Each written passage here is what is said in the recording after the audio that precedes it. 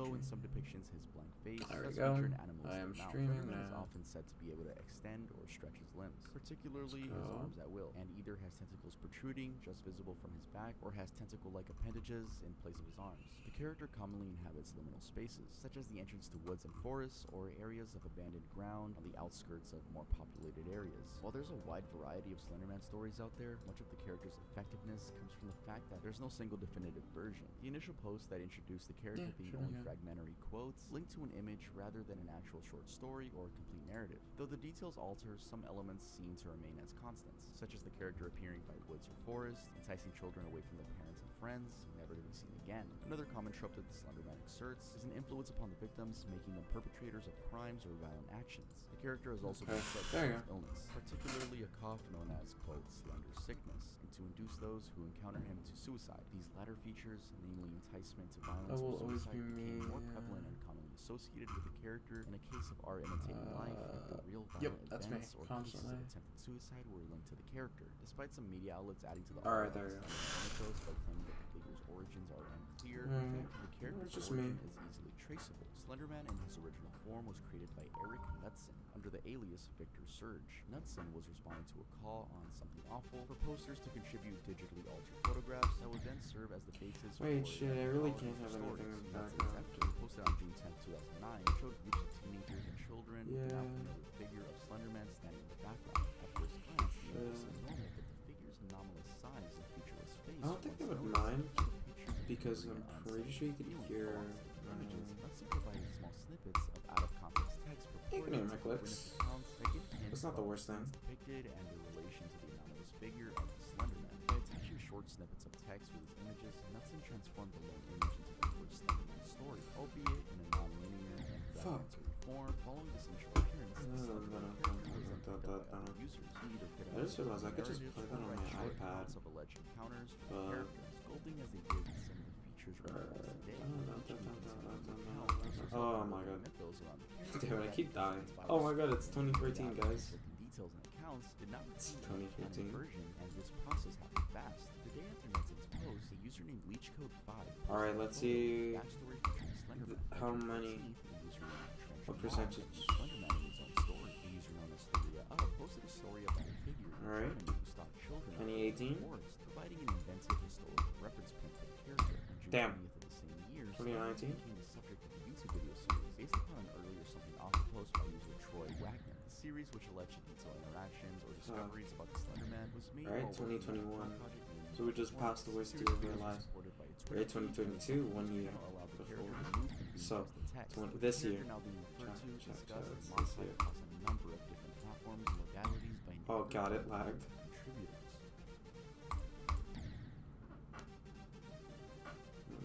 So the specific Slenderman video that I read, I think it's a great introduction, but I think it's a lame story. I tried to go back to the first Slenderman story. Damn. I think that was it. I'm pretty sure that one was it. I know there are better. Damn, it's 2028 already. Story, but I think this was the first Slenderman story, and but it was a really good introduction. So if you want a better Slenderman story, it's not actually about Slenderman, but he's a big topic in it. We're gonna head on over to Tiki Toby. I can't wait to talk about that after you're done listening. I got Tiki Toby recommended by a Discord user because they're in the Patreon chat. So you know, if you become a patron, you can talk to me directly. I asked them like a month and a half guys, ago, like, what specifically do you guys just still trying to get over 9%. After that wave section is gonna be a I'm so happy. pain. That's what they said. Let me practice. This one is a really great story. So I'll see you guys after Tiki Toby.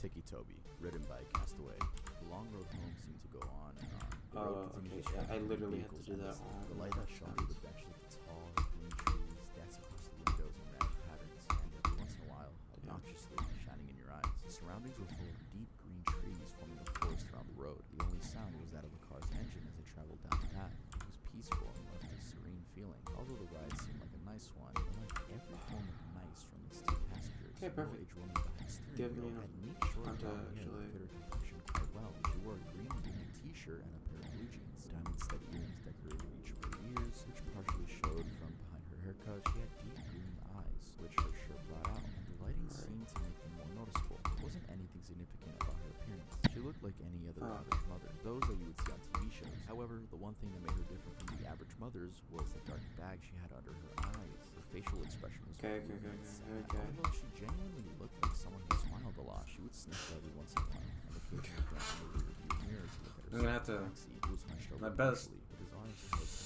paralyzed, his head pressed against the cold window. The boy lacked any normal appearance, Damn. and anyone could plainly see there was something wrong with him. His messy brown hair went every which way, and the luminous lighting brought out his pale, almost gray skin.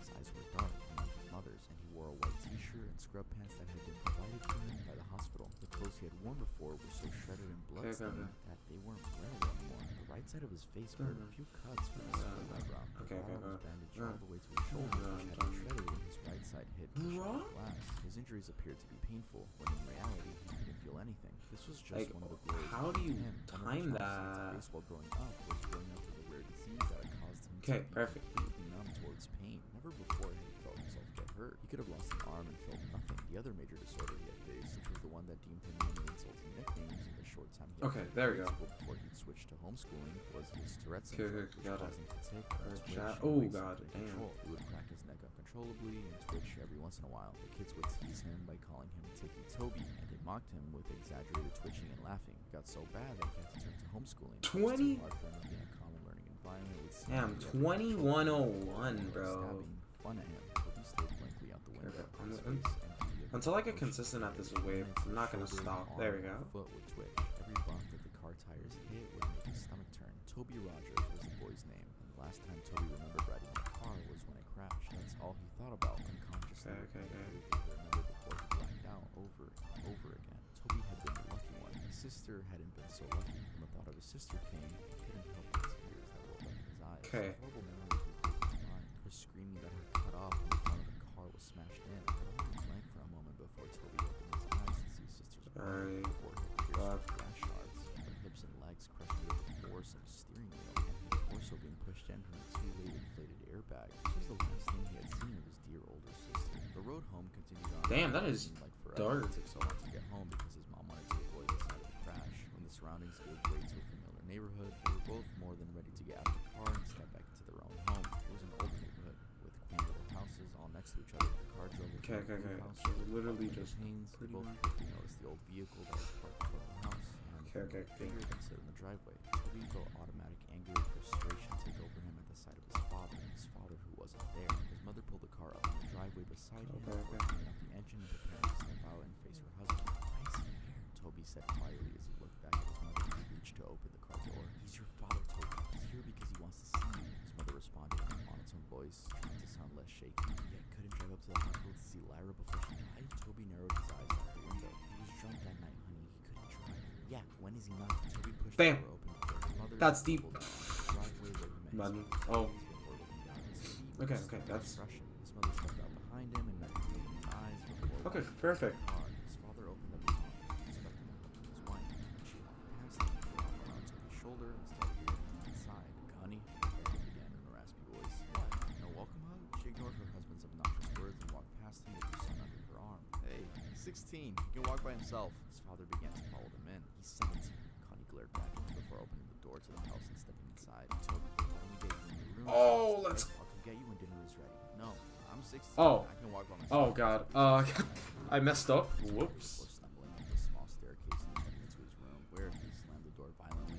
His little room didn't have much in it, just a small bed, a dresser, a window, and his walls had a few picture frames of his family, back when they were a family. Before his father became an alcoholic and acted violently towards my the God. rest of the family. Toby remembered when he was arguing with his mom, he grabbed her by the hair and shoved her to the floor. When Lyra had tried to break it up, he pushed her and shoved her back on the corner of the kitchen counter. Toby could never forgive him for what he did to his mother and sister. Remember, Toby didn't care about how much his father beat him down. He couldn't feel it anyway. What he did care about was how he intentionally hurt the only two people he cared about. When he was waiting in the hospital, Bro. when his sister took her last breaths, the only one who didn't rush there was his dad. Toby stood by the window and looked out at the street. He could have sworn he saw something out the corner of his eye, but he quickly blamed it on the meds he was on. When dinner time had come and his mother called up to him, Toby came down the stairs and hesitantly sat down across the table from his Okay, I'm father. gonna have to do it from here because. On the chair. It was quiet. His parents cooked their food, but Toby refused to eat. Alright, hold up. He just watched his dad with a blank stare. What the fuck is this? Staring in I know elbows. exactly what I'm Toby doing looked here. slightly and Go then went to his boom. eating food,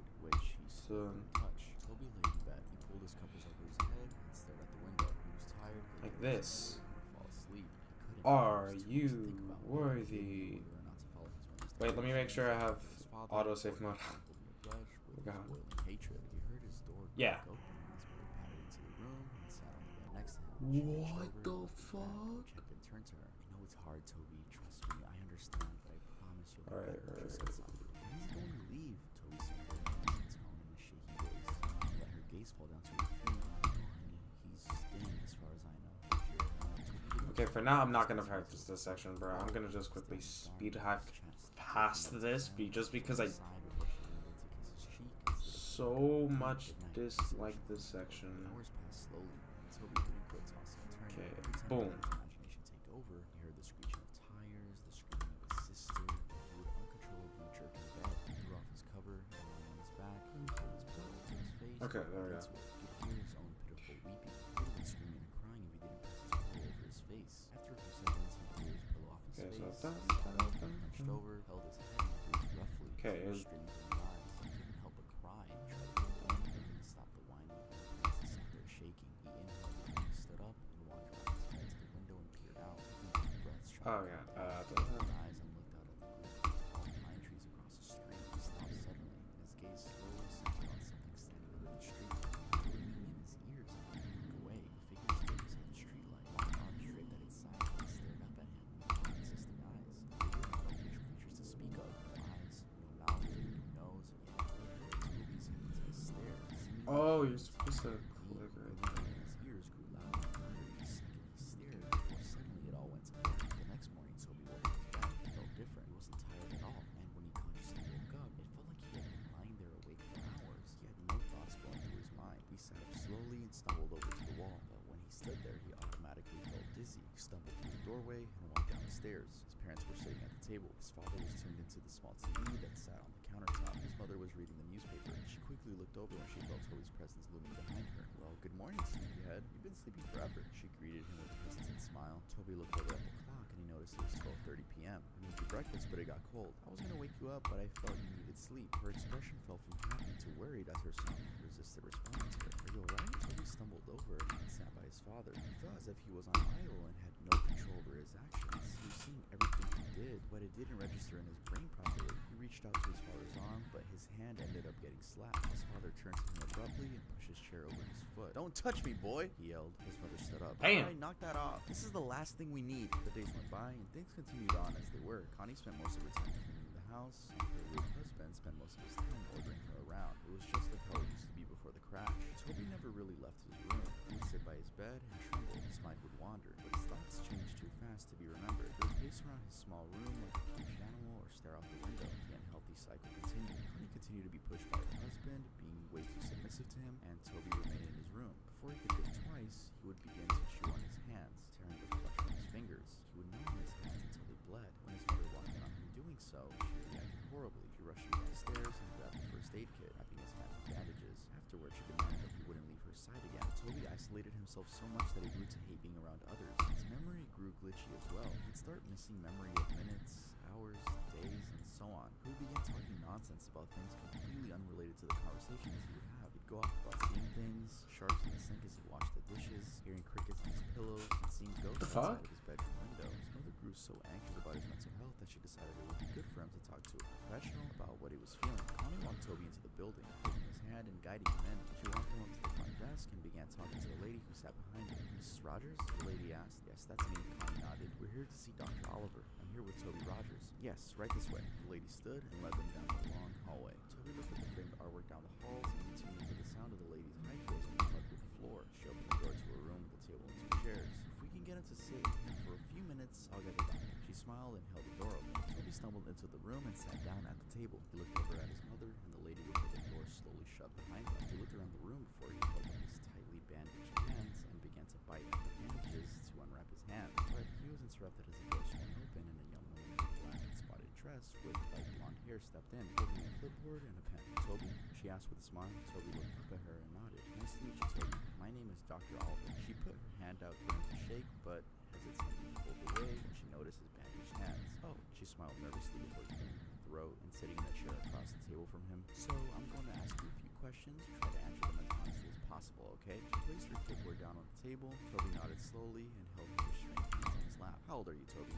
17. He responded quietly. She wrote that down on the paper that was clipped to the clipboard. What's your full name? Toby Aaron Rogers. When's your birthday? April 28th. Who is your immediate family? Toby paused for a moment before answering her question. My mom, my dad, and he stopped. No, my sister. I heard about your sister here. I'm really sorry. Her expression faded into a sad, pity-filled look. Toby nodded. Do you remember anything from the crash, Toby? Toby looked away from her. His mind was blank for a moment. He looked down at his lap and, in the surrounding area, he heard a faint ringing sound. His eyes widened and he froze in place. Toby? The counselor asked. Toby, are you listening? Toby felt a shiver go down his spine until he froze. He slowly looked over out the little window through the door, where he saw a dark, featureless figure peering in at him. He stared, eyes widened. The ringing grew louder and louder until suddenly the loud voice of the counselor broke his trance. Toby! She yelled. Toby jumped and fell sideways out of his chair and backed up into the corner. Dr. Oliver stood up, holding her clipboard to her chest. The surprised look in her eyes. Toby met her eyes again, his breath hitching as he took. That night, Toby went to bed. His eyes were dazed as he stared straight up at his ceiling. Feeling himself begin to doze off, and the scattering footsteps down his hallway. He sat up and looked towards the doorway, his door wide open. There was no light. Everything was lit like a luminescent blue globe. He moved through his window, breathing the cold lighting. He stood up and slowly made his way toward the doorway when suddenly the door, which previously was wide open, slammed in his face. He gasped and fell back. He was out of breath when he hit the ground and began breathing heavily, his eyes wide open. He waited for a few seconds before getting back on his feet. He reached out and grasped the door handle with his bandaged hand and creaked it open. He looked out into the dark hallway and tiptoed out of his room. The hallway lit up in darkness, with the moonlight as he padded his way back. He could hear footsteps rustling around him, and he gazed followed by the patter of small feet, which seemed like a child had run in front of him, running around. The hallway was a lot longer than he remembered. It seemed endless, like the ride home from the hospital. He heard the door creak in front of him. He called in a shaky voice. Suddenly, a door slammed behind him. He jumped and turned around. Behind him, he heard a long, eerie groan that sounded like a crow right in his ear. He turned around as fast as he could and suddenly faced the face with none other than his dead sister. Her eyes were powdered white, her skin pale, the right side of her jaw dangling there by tissue and muscle. Claws protruding from her forehead, black blood leaking down her face, blonde hair pulled up in a ponytail as it always was. She was wearing her gray t-shirt and athlete shorts, which were dirty and spotted with blood. Her legs were bent in ways they couldn't reach. She stood there emitting a long croaking noise only an inch away from Toby's face. Toby yelped and fell back. He started to crawl backward from her, but he wasn't able to break the eye contact with Toby. Eyes. He dragged himself backward until he backed up into something. He stopped for a second. Everything was dead silent except for his heavy breathing and crying. He slowly looked up to meet the blank face of a tall, dark figure. The same figure that stood over him. Behind the tall, dark mask were rows of children looking to range from 3 to 10 years old. Their eyes completely black and dark, with black blood leaked from their eye sockets. He screamed and stood up as fast as he could, only to be tripped by dark black tendrils that wrapped around his ankle. He fell straight on his stomach and got the breath knocked out of him. He tried to scream, but he couldn't make a sound. He was down before it all went black. Toby woke with a start. He screamed out and sat up as fast as he could, completely short of breath. He reached out and held his chest with his bandaged hands. It was just a dream. He lay back down on his bed and rolled over on his side. It felt like weight had been lifted off his chest as he took in deep breaths. He stood up and padded over to his window. He saw nothing. Nobody was out there. No ghosts, no figures, nothing. He heard the rustling and coughing of his father outside the doorway. His door was closed. He walked over and opened it, looking out into the hallway once again, padded down the hallway and into the kitchen, where he found his dad standing there in the smoke of the living room. Toby waited for a second and watched him from around the corner before a burning feeling started deep in his chest. Deep, boiling anger overtook him. He heard the little imaginary voices in his head. Do it, do it, do it, they chanted. He turned away and held his arms. It felt like he actually had control over himself, unlike he did in the past few weeks since he got home from the hospital. He actually had complete thoughts for just moments before the chanting of the little voices in his head clouded them. He wasn't there. He wasn't there. Kill him. Kill him. He continued on. Toby trembled. No, he wasn't gonna do it. Was he going crazy? No, he won't kill anyone. He can't. He hated his father, but there was no way he was gonna kill him. That was it. The last thought he had before he fell into an idle state. Once again, the influence of the voices in his head was too much. He began to slightly walk up behind his father. He reached over the counter to the knife in the case. He gripped it in his hand. He felt the sensation take over his chest. He let out a snicker. He began laughing so hard he had to grasp for breath. His father turned around abruptly before he felt a brute force shoving down the floor. He grunted as the air was knocked out of him. What? He looked up at the boy who stood over him, grasping the kitchen knife in his hand. Toby, what are you doing? He went to sit up and put his arms out in front of him in self-defense, but before he knew it, Toby was on top of him. He went to grab his neck, but his father reached out and blocked his hand by grabbing onto his wrist. Stop! Get off me, you will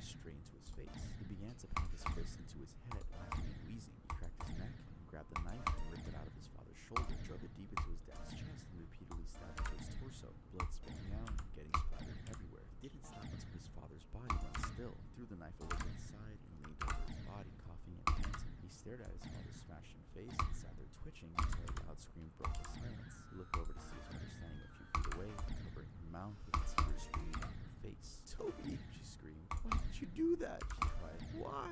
Toby stood up and began to back away from his father's bloody corpse. He began to back out of the kitchen. He looked down at the blood-soaked bandages on his hands and looked up at his mother one last time before he turned and ran out the house. He ran into the garage and slammed his head against the control panel on the wall, pushed the button to open the garage door. Before he ran out, he noticed his father's hatchets, which had been hanging on the tool rack above a table full of jars filled to the brim with old rusted nails and screws. One of the hatchets was new. It had a bright orange handle and a shiny blade, and the other was old with a wooden handle and an old dull blade. He grabbed both and looked down at the table, and he saw a box of matches, and on the table was a red gasoline tank. He held both of the hatchets in one hand and grabbed 2 matches and gasoline before running out of the garage, down the driveway and up the street. As he approached the streetlight that he could see out his own bedroom window, he heard police sirens in the distance. He turned around and the red and blue flashing lights came rushing down the street. Toby stood for a second before he pulled open the cap on the gasoline tank and ran down the street, spilling gasoline all over the street. After him, he turned and ran into the trees. He poured the last bit of gasoline out before he reached into his pocket and grabbed a match. He struck it against the box and immediately dropped it. In an instant, flames burst around him. The fire caught on the trees and bushes around him. Before he knew it, he was surrounded by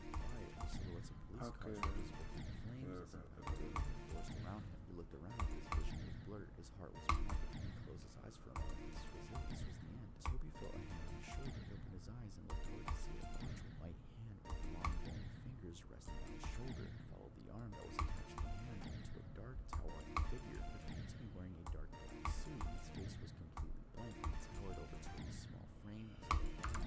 Tendrils reached around his back. Before Toby knew it, his vision blurred and he heard the sound of ringing in his ears. Everything went blank. That was it. That was the end. That was how Toby Rogers died. A few weeks later, Connie sat in her sister's kitchen. Her sister Lori sat next to her drinking a cup of coffee. About 3 weeks ago, Connie lost her husband and her son. And a few weeks before, she had lost her daughter to a car crash. Since then, she moved in with her sister. The police were keeping her busy. They had just finished cleaning up the case, and the story had been released 2 weeks ago. The focus of the world seemed to have shifted to completely new stories. Lori switched the TV on to a news broadcast. On the TV, the news reporter began introducing a new headline. "We have breaking news. Last night there had been reported the murder of 4 individuals. There are no suspects yet. The victims were a group of middle school kids who had been out in the woods late last night. The kids have been bludgeoned and stabbed to death. The investigators have discovered a weapon at the crime scene. It appears to be an old, dull blade hatchet, as you can see here." The picture changed to show snapshots of the weapon exactly as it was left at the crime scene. Investigators have pulled the name of a possible suspect, Toby Rogers, a 17-year-old boy who stabbed his father to death a few weeks ago and tried to cover up his escape by setting a fire in the streets and forest area around the neighborhood. Although they believe the young boy had died in the fire, investigators suspect Rogers might still be alive due to the fact that his body was never found.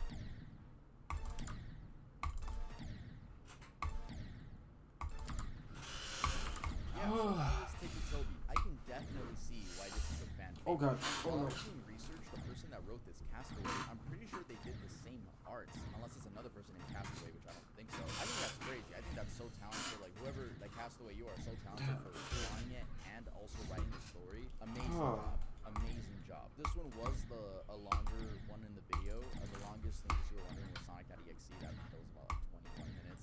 This one is 19 minutes. This Tiki Toby story was better than the last Slenderman creepypasta that I read. This one is just so detailed and so descriptive. It's such a good story. But yeah, let's head on over to our final creepypasta of this video, Laughing Jack. Laughing Jack, written by Snuffbomb. It was a nice summer day. My 5-year-old son, James, was playing outside in the backyard of our suburban home. James has always been a quiet boy. He plays by himself mostly. He never had many friends, but he has always had a wild imagination. I was in the kitchen feeding our dog Vito when I heard what sounded like James talking to someone in the backyard. I'm not sure what it was he could be talking to. Could he have finally made a friend? Being a single mom, it's hard for me to always keep an eye on my son, so I decided to go outside and check on him. When I went to the backyard, I was a bit confused because James was the only person back there. Was he talking to himself? I could have sworn I heard another voice. "James, it's time to come inside," I called out to him. He came inside and sat down at the kitchen table. It was about lunchtime, so I decided to make him a turkey sandwich. "James, who are you talking to out there?"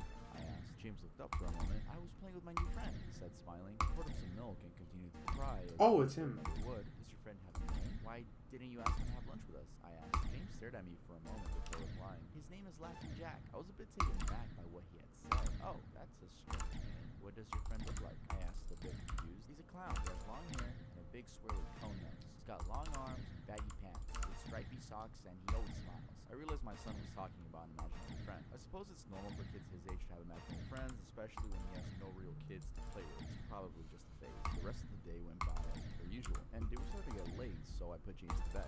I tucked him in, gave him a kiss, and made sure to turn on his nightlight before I closed the door. I was pretty tired myself, so I decided to go to bed not long after. An awful nightmare. It was dark. I was in some kind of rundown amusement park. I was scared. Wait a minute, I gotta slow this down a bit so I can actually see what.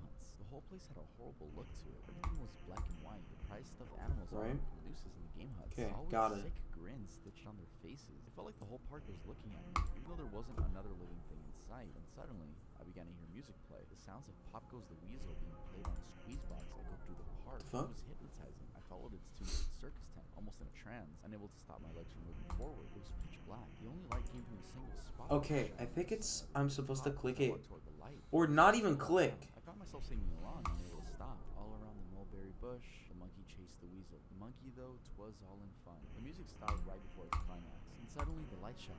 The intensity of the lights was Okay. blinding. All I could see was a small dark silhouette shuffle towards me. Then another one appeared, and another, and another. There were dozens of them, all coming toward me. I couldn't move. My legs were frozen. All I could do was watch as these haunting figures drew near. As they got closer, I could see they were children. As I looked at each one, I noticed they were all horribly disfigured and mutilated. Some had cuts all over their body, others were severely burnt, and others were missing limbs.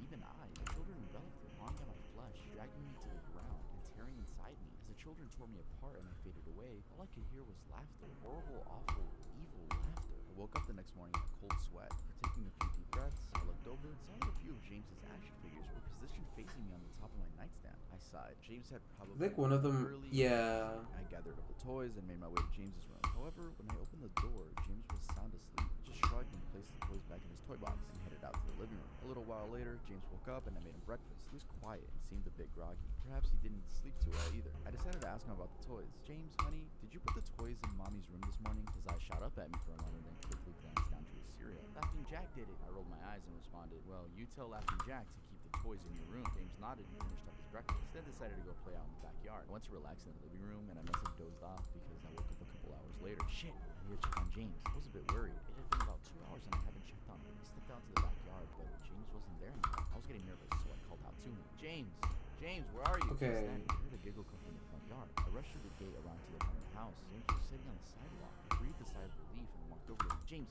how many times have I told you to stay in the backyard? James? What are you eating? James looked up at me, then reached into his pocket and pulled out a handful of candies in all colors. This made me very nervous. James, who gave you that candy? James just stared at me, not speaking. James, please tell Mommy where you got that candy. James hung his head down and said, Laughing Jack gave it to me. My heart sunk. I kneeled down to look him in the eye. James, I've had enough of this damn Laughing Jack thing. He is not real. Now this is a very serious situation, and I need to know who gave you the candy. I could see my son's eyes tear up. But Mama, Laughing Jack did give me the candy. I closed my eyes and took a deep breath. James has never lied to me, but what he's telling me is impossible. I made him spit out the candy, and I threw the rest away. James appeared to be fine. Maybe I'm just overreacting. After all, he could have gotten it from Tom and Linda from next door or Mr. Walker down the street. Either way, What the fuck?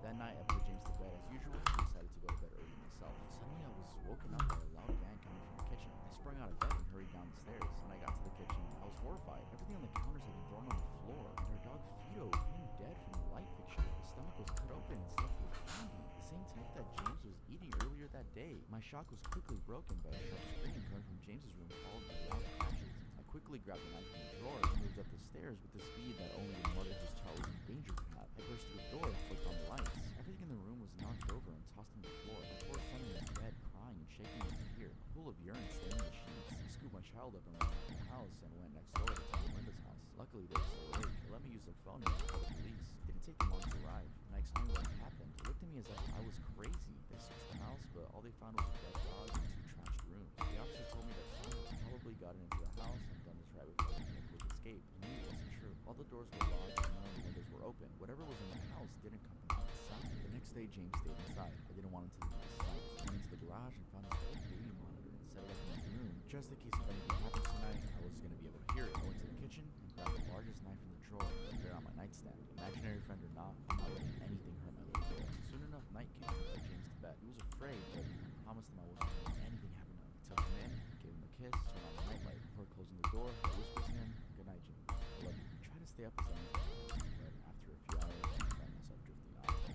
safe for the night and I needed to sleep. Just as I laid my head on the pillow, I heard a soft noise come from the baby monitor I had put on my nightstand. At first, it sounded like interference, like the phone never regulated. Then it turned to a soft moan. Was James asleep? Then I heard it. A laugh in my nightmare. That horrible laugh. I sprung up from the bed and grabbed a knife and opened my pillow. I rushed over to James's room and kicked the door open. I tried the light switch, but it wouldn't come on. I took a step in and I could feel a warm, thick liquid on my hand. Suddenly, James's nightlight came on and I could see the absolute horror laid out in front of me. James's body was nailed up on the wall, the nails piercing through his hands and feet. His chest was cut wide open and his organs hung down to the floor. Oh god, it's my fucking these. Hold up. I was disgusted. I could hardly believe this was my baby boy. Then I heard it again, a soft, desperate moan. James was still alive. My baby, my poor baby. So much pain, barely clinging to life. I ran across the room and vomited on the floor, but my sickness was interrupted by a horrible cackle coming from behind me. I spun around while The fuck? Biofilm. Wait, what? Shadows emerged. The fiend responsible for all this horror, Laughing Jack. His ghost white skin and matted black hair hung down to his shoulders. He had piercing eyes surrounded by dark black rings. His twisted smile revealed his rose. Excuse me, I can't see It my didn't look like skin at all. It almost looked like rubber or plastic. sir, my Actually, cube. black and white cloth outfit with Fucking striped sleeves and cubes spots. are The body gone itself was wipes. grotesque, and the way he was poised made him look almost boneless, like a ragdoll. He let out a sickening laugh as if to let me know he was pleased with my reaction to his work. He then turned around slowly in front of James and began to laugh even more at the horrific sight he has laid out. That was enough to shake me from my terror. I snapped, "Get away from him, you bastard!" I rushed at the master, Bro, raising a what knife above the my head and fuck? stabbed down at him. But as soon as the knife touched him, he disappeared in a cloud of black smoke. The knife passed right through and pierced James's still beating heart, splashing the warm blood on my face. No, what have I done? My baby. I killed my baby. I immediately fell to my knees and I could hear sounds in the distance growing louder. My boy. My sweet baby boy. I promised mommy would protect you, but I failed. I'm sorry, James. I'm so sorry. Police soon arrived to find me in front of my son, still wielding the knife covered in my baby's blood. The trial was short. Insanity. I was placed in a house for the criminally insane, where I've been now for the past 2 months. It's not so bad here. The only reason I'm awake now is because someone is playing Pop Goes the Weasel outside my window. I'll talk to the orderlies about it in the morning.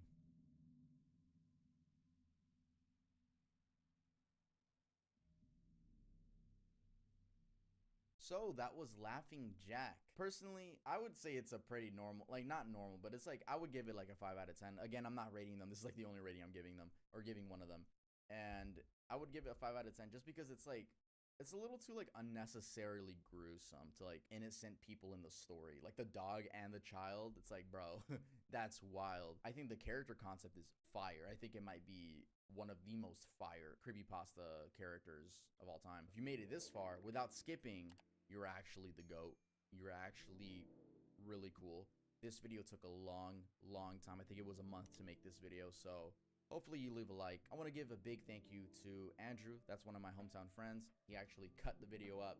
I edited on top of it, but he helped me so much with this process. So shout out to you, Andrew. Here's his Instagram. You could go check out his videos. And yeah, like I said in the beginning, if I missed any credit in the description below, please let me know. I want to give everyone as much credit as you deserve. If you wrote these stories and I didn't credit, or if I used your art and I didn't credit, used a song and didn't credit, let me know. I have a document description listing everything and everyone. So if you're not on there, then please let me know. And before I go, boom, look at that. That was that. I just got to show you guys one more time. I was on a 5-week upload streak and I let you guys down, I know. But you guys really liked the last video. I know you guys like real life Morbius videos. So if anyone's here, sponsors, which I'm pretty sure no one is. So I'm just trying to set up. We're on trending again. We haven't done that in a while. That's really it. As a reminder, Stop Over Me Deluxe is out. Wait, what the fuck? You can order them now. They're all going to be shipped and signed by me. That's it for this video. See you guys next time I upload. Okay. This video is sponsored by Surfshark VPN. Most of us Disney fans have fond memories around Disney Channel stars who made our childhood just a little bit brighter. Unfortunately, while these stars seemed on a definite path to greatness, not all of them managed to keep that spark. So in today's video, we take a deep dive into Disney Channel stars who somehow ruined their career, with some even trying to salvage things and get back on the right track. Welcome to Disney Channel stars who ruined their careers. Speedrun, chat. Speedrun looks fun. Hey guys, welcome back to another video. My name is Tubbington, and when I say these seems a lot people like ruined their Limbo. careers, I'm basically saying they took a really hard Way hit. Saying easier. someone's career was ruined even though they're making more than the average citizen is very tricky because it's almost debatable. And I am not going to include actors I talked about in this video. Also, today we're focusing on a real life morbid topic. This is interesting because I literally said I wasn't going to do these, which is why we switched over to fictional morbid. But I'm always going to be honest with you guys. The fictional morbid videos aren't doing too good on this channel. They're just not. It's been kind of scary looking for a home with one niche does the Tub channel belong to. I don't know either. But what I do know is that I'll try my best to make it morbid, no matter what. But I came up with the idea of every time that I talk about a morbid topic, we get a sponsor to back up the video. So I want to give a big thanks to Surfshark VPN. We'll talk more about them later in the video. This video has a 99% chance of getting demonetized. It might be monetized the first 2 days and then it's extra right long. after. I hate extra I don't know why. long I don't want to be ones, the guy that complains about monetization, so I'm not gonna be. I'm still gonna upload. And also, my album dropped on August 18th, so you can go stream it if you want, and you could go watch the album movie. It's here on this channel. With that being said, let's get started with the video. Oh, let's try Mitchell Musso. Kicking us off is Mitchell Tate Musso, a 32-year-old right now, actor, bro. also a musician, hailing from Garland, Texas. Before losing his What the edge, fuck? arguably, Musso had a solid career at Disney. He was particularly famous for his role as Oliver Ken in Disney sitcom Hannah Montana. That role also okay, it's propelled not him that to a lead long. role in Pair of Kings, It's where probably he a played King Great. longer, Also in extra 2010, long, he became but host to still. a hidden camera reality show, Prank Stars. Now, these are only highlights to Mitchell Musso's accomplishments because there's a lot to go over. He got into acting at the young age of 8, and even Dang. before his Hollywood debut Is in it extra 2004 long? on the Yeah, show it's long. Secondhand Lions, he had been cast in other Oh. films like Am I Cursed and The Key Man. Level. Also, in the Let's time try between his this. role in Hannah Montana and Pair of Kings, he trying a bunch featured of in several levels, films chat. in different capacities, including voice acting. For example, he was the voice of Kurt, Bobby Hill's friend, in some episodes of King of the Hill. He was also the voice of Jeremy Johnson in Phineas and Ferb. He voiced Aang in an unaired version of Avatar: The Last Airbender, and also What? DJ in Monster House. Musso was also featured as Raymond Fig in Life is Rough, so clearly he had a lot going on. And still, that wasn't all. He had a music career running parallel to his acting. In 2009, he released his debut album what? under Should Walt I Disney actually go Records. be He even got to create Club original Chat? tracks and perform remakes of existing songs. I for don't know Disney. how He far sang a to remix go. version of Lean On Me for Such the a- film Snow Buddies, and then I could alongside literally just Tiffany get Thornton, extra he recorded the views song from Let the It video. Go that was used in the film Hatching Peep, not the Frozen Let It Go. Also, in 2009, Musso opened for Metro Station. You know, There the it is. classic pop rock band that gave us the hit single Shake It. Shake, shake, shake, shake, shake it.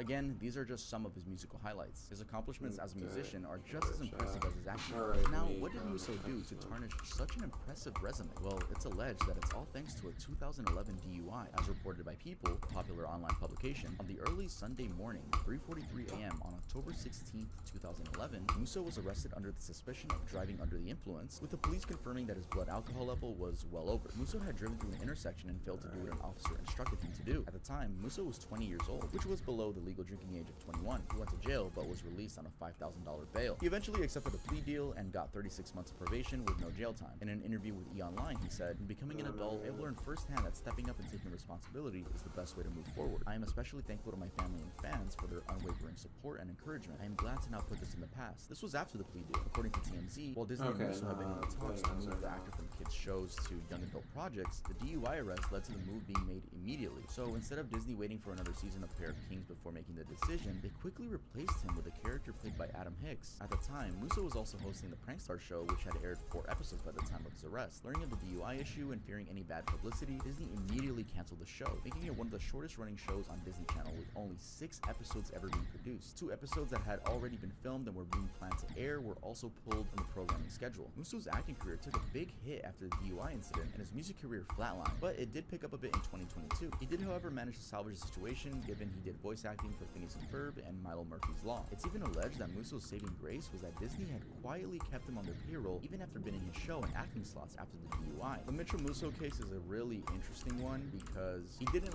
do anything to anyone else. It's just, you gotta be on edge when you're working for Disney, you know? This was a horrible look for Disney, and they obviously just wanted nothing to do with him afterwards. But I did see somewhere, the reason I thought about this whole video idea was because he came up on my For You page. I believe it was him, or maybe it was a fan page, but it was just, I think the caption was something along the lines of so this is what he's doing now, and he was just making music. Nothing crazy, but seems like a pretty normal dude. It just really sucks that he was drunk driving when he was 20 and You know, who knows where his career would have been if he didn't do that one night when he was only 20 years old. Like, that's crazy. A decision you make at 20, boom. Now he's 32, so damn. Yeah, whatever. I hope he learned from his mistakes. Let's head on to the next one. Damn, this starts. Hey guys, I just want to take a quick break to talk about today's sponsor, Surfshark VPN. Surfshark VPN keeps your online identity safe by encrypting all the information that goes from your device to the internet. This keeps your personal data protected from big companies and cyber criminals. Let me show you some reasons why you should get Surfshark VPN. Let's talk about changing your location. Now, why would you ever want to change your location? Well, let's say you go on vacation. You can easily change your virtual location back to your home country so that you don't have to miss out on any home comforts. Surfshark has more than 3,200 servers in 100 countries. You ever wanted to get some blocked websites that are blocked in your area? Well, just VPN out of there. Also, this is a no-brainer, but you secure your online data. A VPN encrypts your online data and helps to secure your personal information when you use a public Wi-Fi, which, if you're using public Wi-Fi, like for example at a Starbucks, that's like raw dogging Starbucks, bro. Don't do that. Yo, Get a VPN. Get Surfshark VPN. I ain't gonna lie, I got some good news for y'all. You guys can use code TUV, that's capital TUV, for an extra 3 months free, and they offer a 30-day money-back guarantee, so there's really no risk. You don't like it, get a refund. If you guys want to find my link, it is down in the description. And yeah, let's head back to the topic. Jake T. Austin. Jake T. Austin definitely took DUI to easy as hell. Hailing from New York City and proudly embracing his Puerto Rican heritage, Jake's acting career goes back as early as 2002 when he was appearing in commercials. He was 8 at the time. He made his first credited acting appearance a year later in 2003 for a role in Kid 1698, a comic sketch in The Late Show with David Letterman, and he kept growing from there. In 2005, for instance, he landed a major role where he voiced Diego, Dora's cousin, in Nickelodeon's Dora the Explorer. He voiced that character even on the Hi, my name is Diego. He then did voice Diego. roles in The Ant Bully and Looking before his first live-action role in The Perfect Game. However, his debut at Disney was under the role of Chris in Johnny Capahala, before he got casted as Max Russo on Wizards of Waverly Place. The role of Max Russo made him particularly famous and cemented his career at Disney. Riding on that fame, he landed other roles between 2011 and 2014, including voicing Fernando in Rio and Rio 2. He also got a guest appearance in Drop Dead Diva and a role as Bob Fisher in Law & Order. I'd say that's pretty impressive. Well, there's actually more. In 2013, Jake landed his next major role after Max Russo. He was cast as Jesus Foster in the famous teen drama The Fosters. It was at this point, 2 seasons into the show, that his career would take a hit. Should we say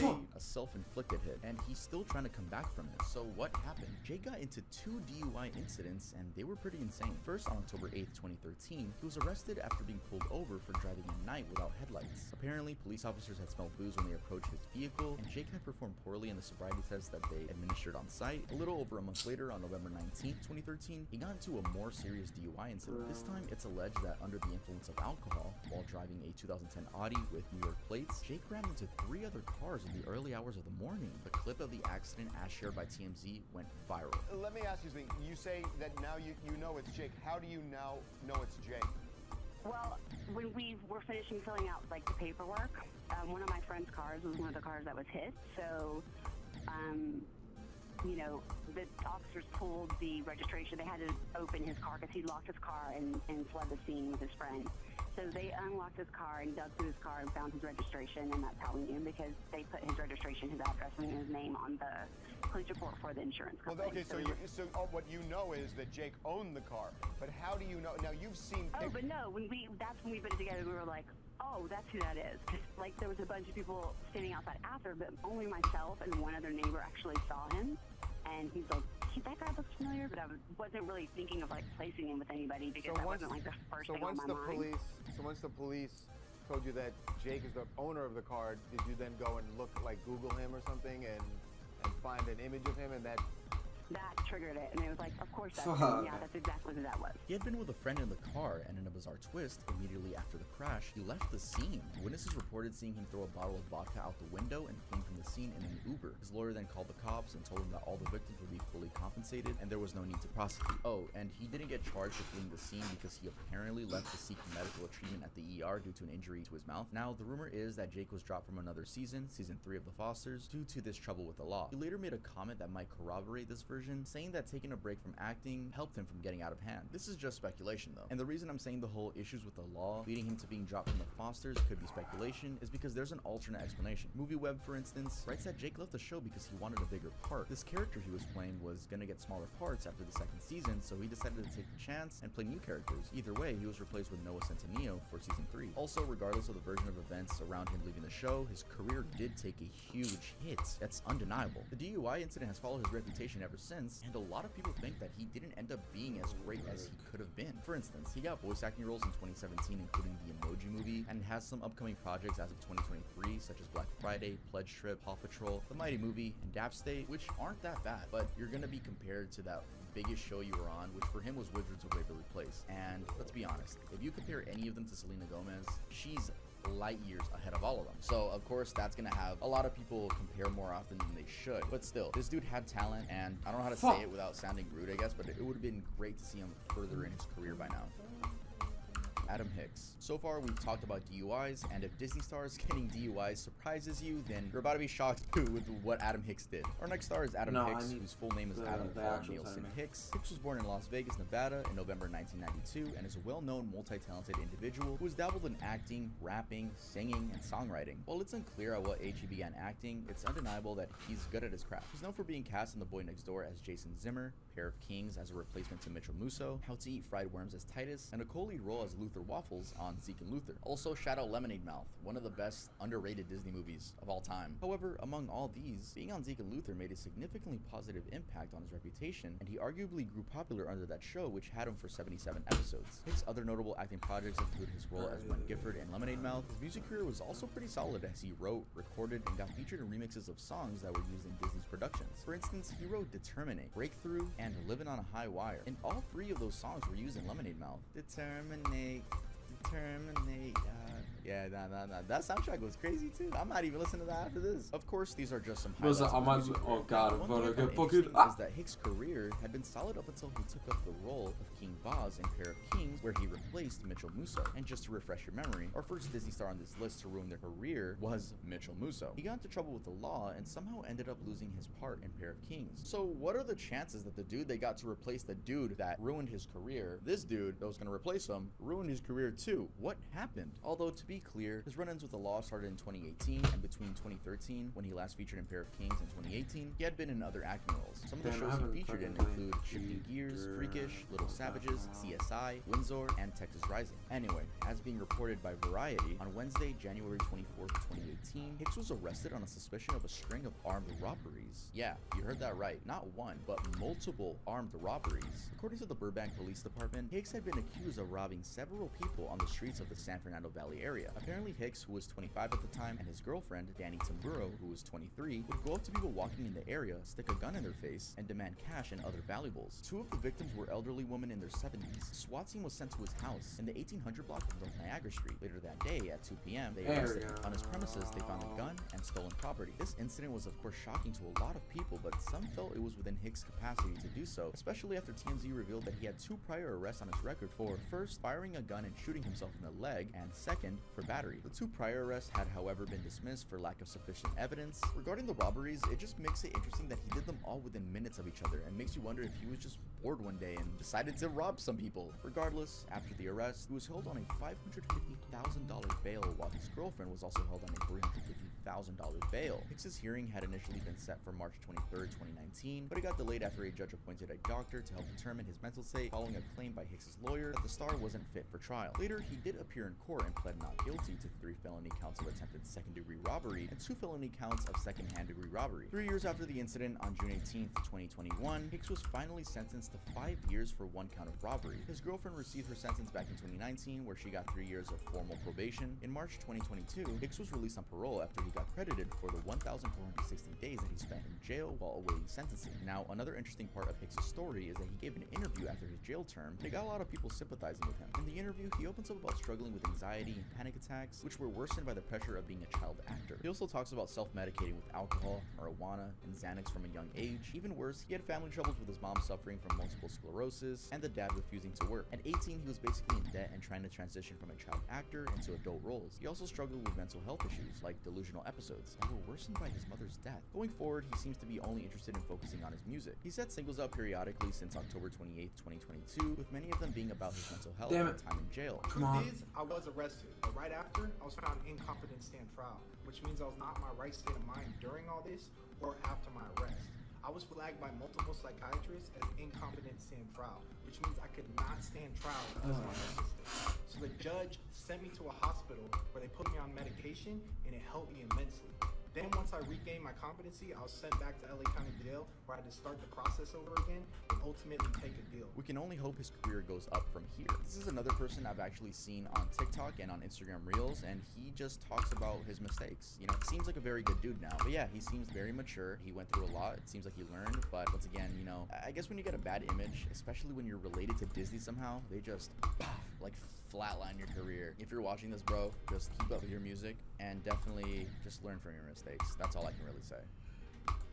Stoney Westmoreland. We started with DUIs, went to robbery. Now you might wonder, what could top that? Well, lean in, because our next Disney star ruined his career in a way that he may never come back from. I'm talking about Stoney Westmoreland, a well-known American actor and producer born in Kingsport, Tennessee in 1970. Now, before we talk about his scandal and downfall, just like our previous stars, he had a solid career going on, spanning from 1996 to 2018. For example, he featured in prominent films like Godzilla from 1998 as a tunnel guard. He was also in Golden Boy as a producer and World Trade Center as Patty McGee. He also made appearances in popular TV shows like Scandal, Breaking Bad, Better Call Saul, and NCIS, among others. Better Call Saul? Most recent and quite significant role, he was cast on the show Andy Mack on Disney Channel as Henry Ham Mack, the grandfather. It was during this role that things would take a very dark turn. In December 2018, Westmoreland was arrested for a pretty serious crime, enticing a minor into...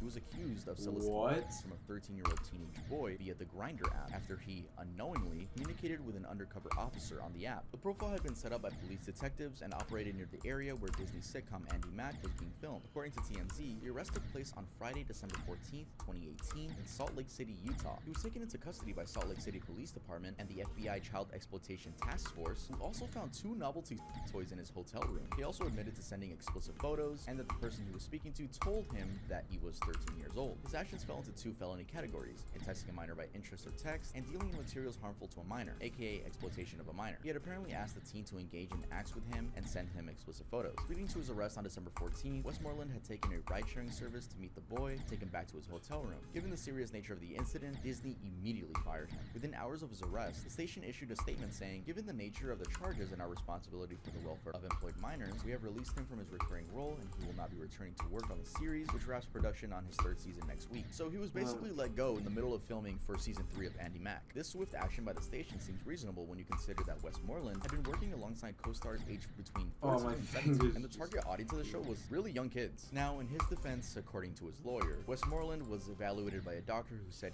Westmoreland, did not actually believe he was communicating with a 13-year-old. He thought the exchange was a role play with another adult online. Still, this doesn't make things any better, because why would you role play with someone who's pretending to be a minor? No?